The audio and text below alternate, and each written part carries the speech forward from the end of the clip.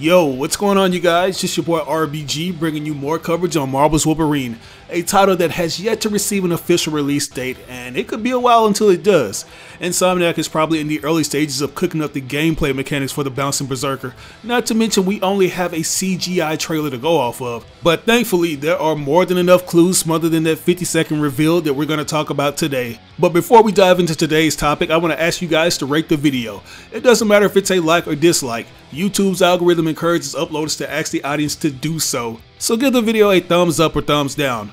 I also want to mention today's sponsor, Ridge Wallet. You ever wish you had a wallet that didn't make it look like you were walking around with a pack of Pop-Tarts in your pants? Or one that doesn't tilt one side of your buttocks when you're sitting down? Well, Ridge has you covered with these sleek and durable wallets that come in a wide variety of colors that are all backed with a lifetime warranty. I got the forged ash pattern for mine, and given how space efficient it is with all my cards, I honestly can't see myself going back to an old-fashioned wallet. Thanks largely in part to the RFID technology, I no longer have to worry about digital pickpocketers trying to steal money from my credit cards, which is an absolute godsend. They're so freaking durable, not even Wolverine's adamantium claws can cut through them. There are over 30 colors to choose from, so go ahead and cop yours today.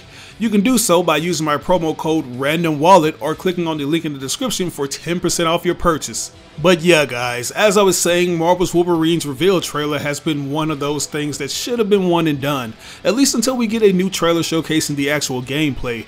We don't have a release date and we don't even know what the character will even look like in the final product. Compared to other companies, Insomniac has a different method when it comes to their character design, as they go out of their way to scan a real person's face to become these iconic heroes. So far, we've seen Peter Parker sport the face of two different individuals, which till this day a lot of fans have been split on if they should have went in that direction. And many of us are wondering what Logan will look like in this game. There are so many questions regarding this title that continue to be asked, but we simply have yet to receive details since we're still a long ways to go off until it's released. The devs have obviously just slid this project in the oven, and it's going to take a great deal of time and attention to make sure it comes out just right. Despite the somewhat limited information we have about this title, there's more than enough Easter eggs featured in the trailer to give off heavy clues. You guys might remember in my initial trailer breakdown video that I thought I had discovered every little detail I could within that short time window. We know that the game's going to take place within the crime-ridden city of Madripoor, an iconic location where Wolverine has made his fair share of visits.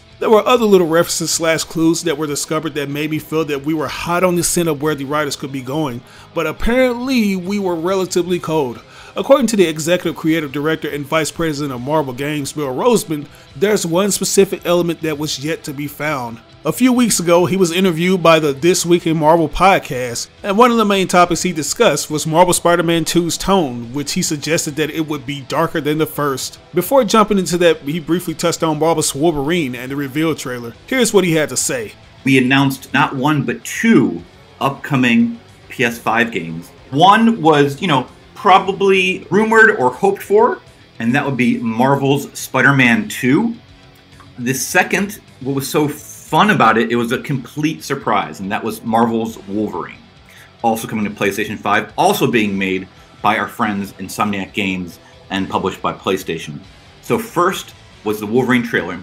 People saw the Insomniac logo and Marvel logo, and we were watching a bunch of reaction videos. This is Spider-Man. Why are we in a bar? That's not Peter. What is that? One person joked, that kind of looks like Wolverine. And then when the claws popped and he jumped out of his seat, he said, I was just joking. So that was a really pleasant surprise. No one even knew it was being worked on. So in this age of spoilers, anytime you can surprise and delight an audience, I think that adds like 20 to 30% of joy. So we were very, very happy that we maintained that. Creative director Brian Horton, who was creative director for the Marvel's Spider-Man Miles Morales game. So that is in excellent hands.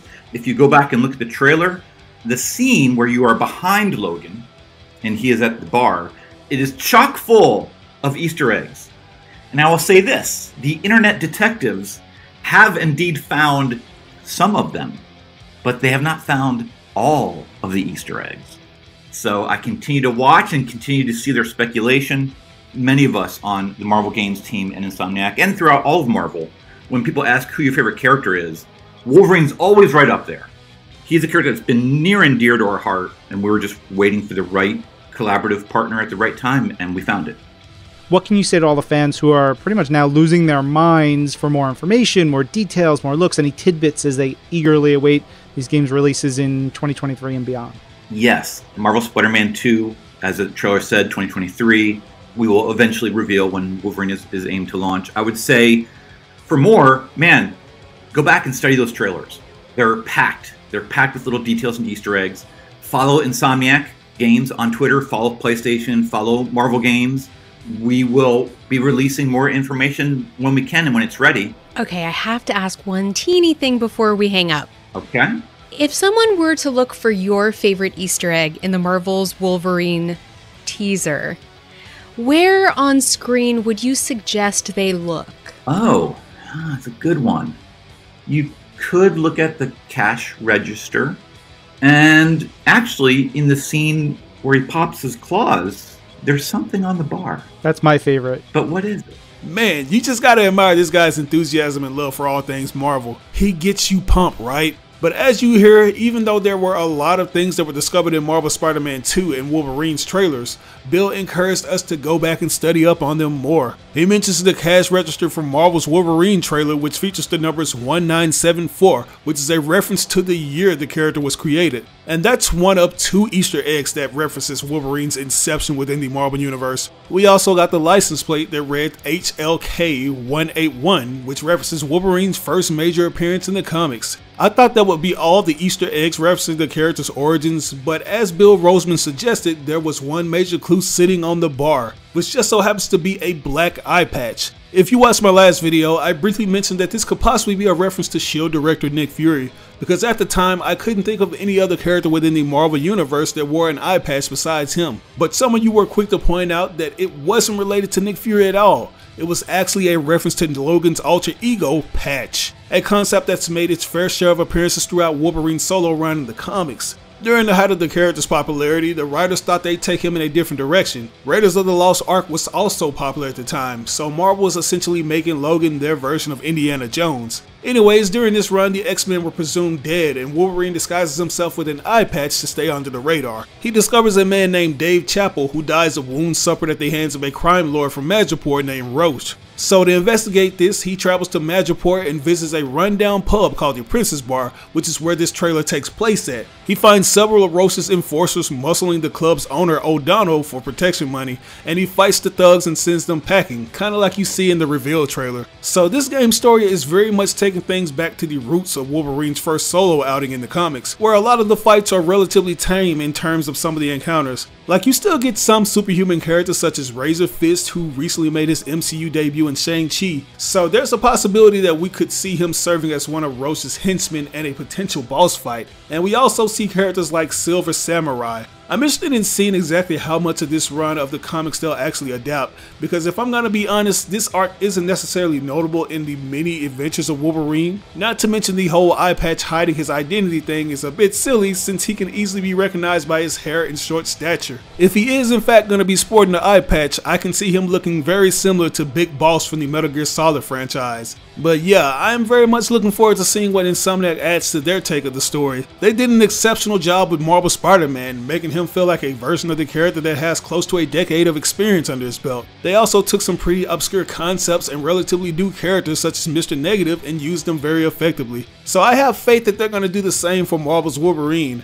I know a lot of you are hoping that this game leaves the door open for cameo appearances for the other X-Men members, which if the story is adapting the Patch character, then it'll mean mutants and X-Men have been around for a while. Because as I mentioned earlier, the Patch alias was created shortly after everyone thought they were dead, when in actuality the X-Men were just hiding in Australia. There are so many different factions that are spread out within the Earth 1048 universe that Insomniac's setting up, just as the reference suggested in Marvel Spider-Man 2's trailer. Yes, they are open and they're expanding now with Wolverine.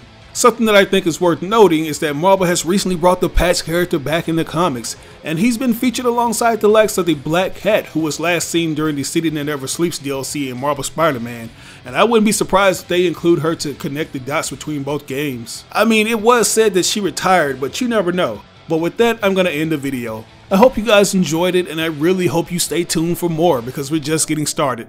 I mean, we still got to talk about the costumes we want to see in this game, so be on the lookout for that video. But anyways, what are your thoughts on this? Are you liking the idea of the Patch storyline being adapted for the upcoming Marvel's Wolverine game? And do you think this game will show any connections to the Spider-Man games?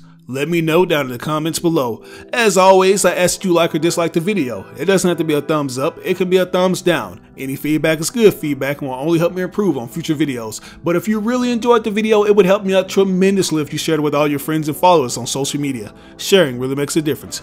But once again, this is your boy RBG signing out on another video. I'll catch you guys later. Peace out.